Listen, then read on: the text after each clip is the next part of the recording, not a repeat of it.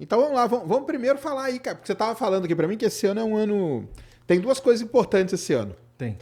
Vamos começar pela parte aí da história da física quântica. Esse ano é o centenário... Centenário dos trabalhos de Heisenberg. Heisenberg. Vamos explicar pra galera quem foi o Heisenberg. O Heisenberg foi um físico, tá? Alemão. Não é o cara lá, não.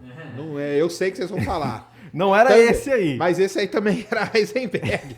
Aliás, ele teve uma presença de espírito maravilhosa em colocar esse nome. Os caras que, né, os caras da série, foi sensacional. Mas não é esse, não. Não é esse que você está pensando, é outro Heisenberg.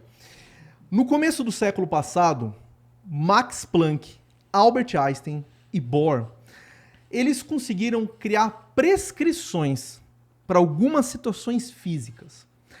Não estou diminuindo o que eles estão falando aqui, não era uma teoria ainda, era uma prescrição. Então Einstein fez a prescrição dele para a capacidade térmica de sólidos, o Max Planck fez a prescrição dele para a radiação quando ela fica confinada numa caixa, que ela emite uma radiação chamada radiação de corpo negro. O Bohr ele fez a prescrição dele do átomo de hidrogênio, e tudo isso era completamente diferente da física clássica.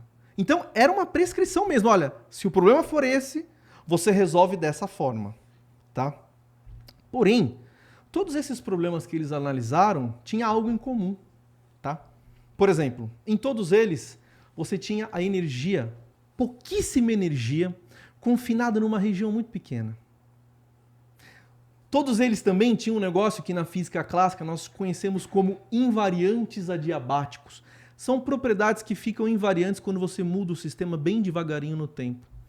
Então, dava a impressão que tinha alguma coisa subjacente ali. Certo. Tá? Até 1925 a gente não tinha uma teoria. A gente tinha prescrições para vários tipos de problemas. Se o problema for esse, resolve dessa forma. Eram receitas, tá? O que o Heisenberg fez foi absurdo. Foi absurdo. Ele conseguiu enxergar uma estrutura subjacente completa em tudo que esses físicos tinham feito. Entre outros, tá? Eu citei os 3 principais que as pessoas conhecem melhor, tá? E essa estrutura, ela tinha que ser muito corajosa, porque ela iria romper de uma vez por todas com a cinemática newtoniana, tá? Certo. Só para os ouvintes lembrarem o que é a cinemática. Cinemática é uma coisa relacionada ao espaço-tempo, tá? Então, por exemplo, grandezas que estão relacionadas com a cinemática é posição, velocidade, tá? Então, o Heisenberg teria que romper com essas grandezas, as grandezas clássicas. Só que ele manteve uma coisa, ele manteve a fórmula de Newton. O F é igual a ma. Só que esse A não era mais aceleração, era outra coisa, era um operador.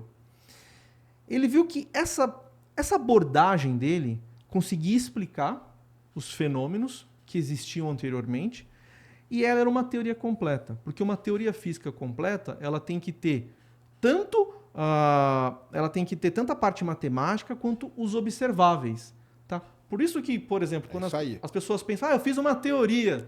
Isso aí eu falo para o pessoal sempre, tanto que o prêmio Nobel hoje ele é dado para as duas partes, né? Para o cara que desenvolve a parte teórica. Isso. Só que tem que ter a parte observacional ou experimental da parada. Exatamente. Enquanto não tiver isso... Não é uma teoria física. Eles não fecham isso, exatamente. Tem que ter o observável, porque a física... Sérgio, deixa eu deixar isso bem claro. Pessoal, a física é uma ciência experimental. Ela não é um exercício de retórica, tá? Então, se você ficar falando que física quântica é espiritismo, isso não tem nada a ver.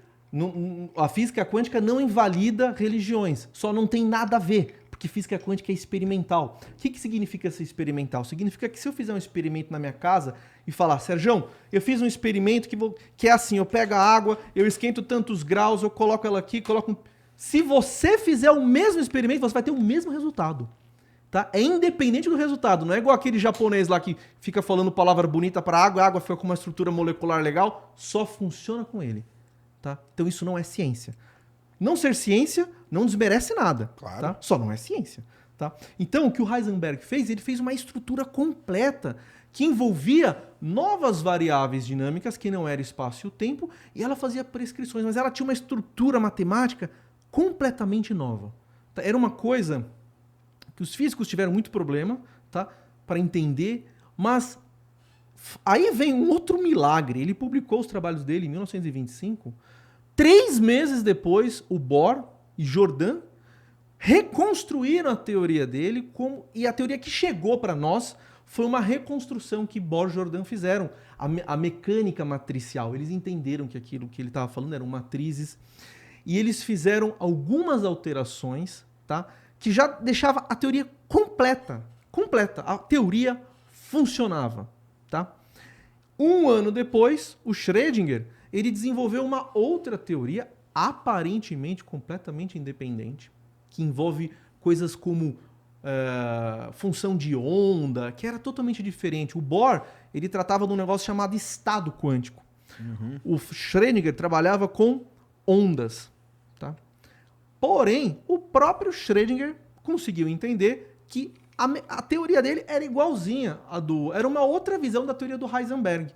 Para quem já é iniciado, se você pega, por exemplo, um estado quântico e você opera nele um operador posição, você recupera a onda de Schrödinger. Tá? Então, era a mesma teoria. Isso, Serjão, os caras fizeram estudando, indo no laboratório, testando, não é invenção. E é a teoria mais bem testada, que tem as melhores previsões que o ser humano já conseguiu inventar. Não existe nada mais preciso da história humana que a mecânica quântica. E esse ano completou 100 anos que nós chegamos que a humanidade chegou nisso, e um bom momento. Tá? Nesse início aí do negócio do Heisenberg, né? Exatamente. Nesse bom momento que nós já temos muitas tecnologias quânticas, a ONU elegeu o ano 2025 para ser o ano das tecnologias quânticas. Tá? Mas tem a ver com esse centenário, então? É o centenário. Ah, é o centenário de Heisenberg. Tá. E vão ter vários eventos ao longo do ano no mundo inteiro. Tá? E no Brasil já vai começar também. E o Heisenberg também é famoso por causa do princípio da incerteza, né? Que aí foi posterior a isso. Ou está por trás Não, já disso? veio Isso junto. aí já veio, né? O princípio da incerteza, que na verdade nem precisa ser dado como um princípio, tá? Ele pode ser deduzido. Então, o Heisenberg deduziu isso. Então, se você pega a estrutura matemática da mecânica quântica, ela te dá de graça isso aí. o princípio da incerteza, que não pode ser entendido como princípio se você quiser admitir que existe o princípio, mas não precisa, porque admitir isso como um princípio, você perde um monte de coisa. Porque esse negócio da incerteza é gigante, Sérgio.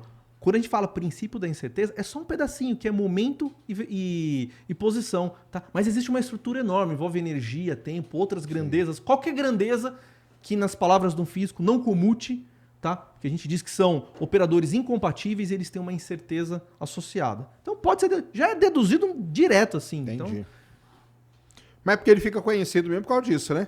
No público em geral, sim. No público em geral, sim, né? Tem coisas que marcam. Por exemplo, o Einstein. Einstein fez coisas incríveis. Ah, sim. Ele escreveu 5 artigos que daria a carreira de qualquer um. Mas quando você fala em Einstein, E igual a MC ao quadrado. Quando você fala em Newton, F é igual a MA. Tem coisas que são mágicas, né? Sim.